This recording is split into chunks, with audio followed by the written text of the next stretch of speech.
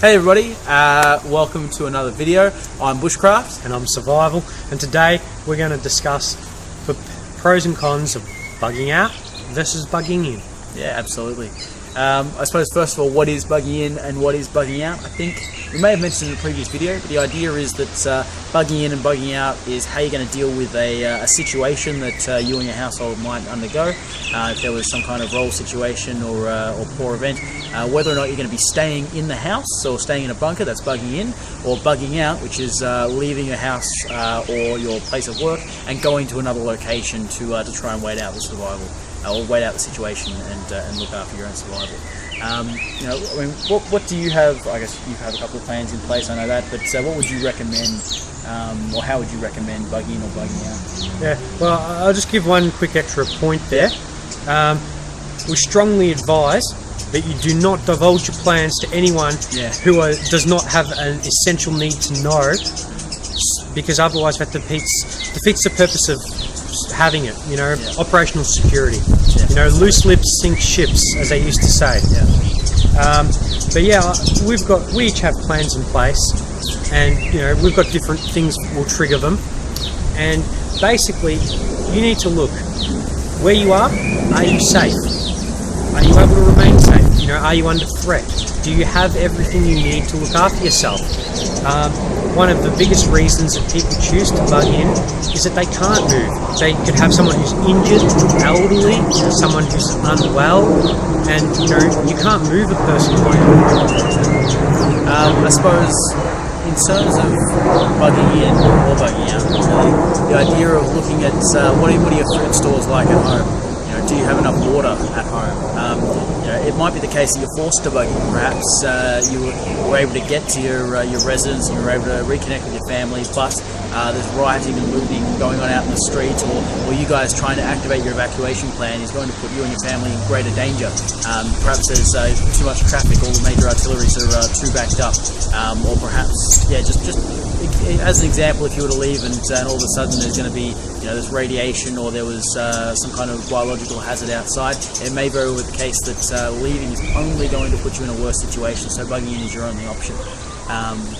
But failing that, choosing to bug in or bug out, it's really your understanding of the situation that's at hand and what preparations you have in place. And it's because of that we recommend that everyone should be prepared for both scenarios.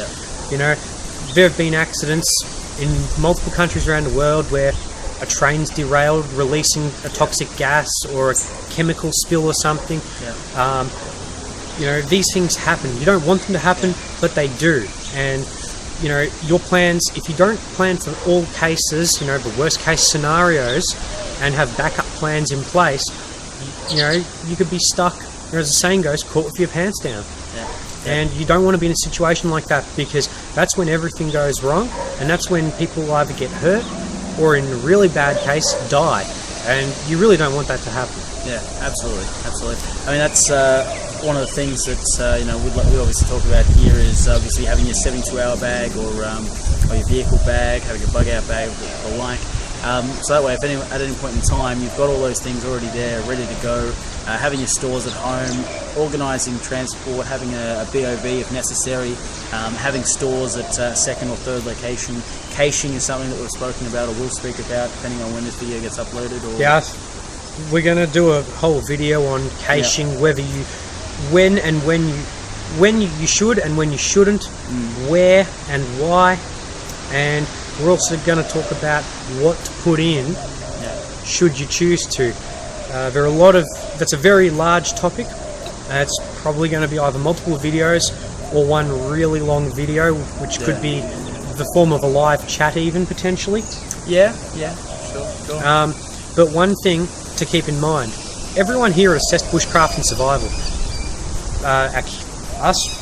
our cameraman, our sound guy, our assistants, everyone who checks and manages their emails, everyone who helps us with tech, like our technical officer for the IT side of things, everyone has a bag that they can grab, i.e. a bug out bag. Within 5 minutes they can grab what they need and go. Alright guys, well look, I think that's about everything for bugging in and bugging out. Obviously, number one, assess where you live and whom you need to look after. So if you've got, again, elderly people in that, or sick people, perhaps you need to carry extra medicine or whatever it might be. So look who you've got, where you are, and what situation you're going to be facing. Plan and prepare for those items. Organise for both a bug in and bug out.